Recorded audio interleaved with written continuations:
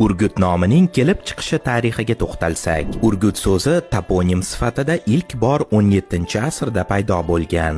Urgut o'zbeklarning qabila guruhlaridan birining nomini bildiradi.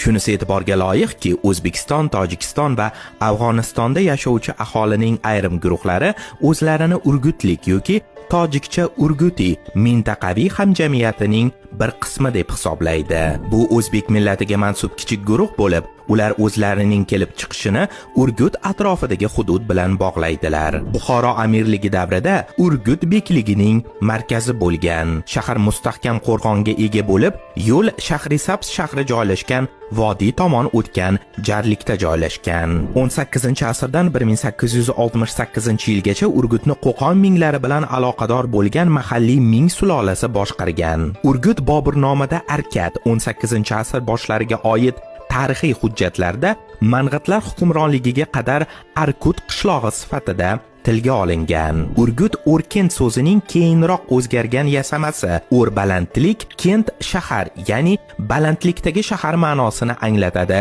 deguvchilar ham bor. Tarixchi Muhammad Yaqub Buxoriy o'zining Gulshan ul Muluk asarida 1797-98-yillardagi kuchli zilzila oqibatida Urgut qo'rg'onining vayron bo'lganligini yozadi.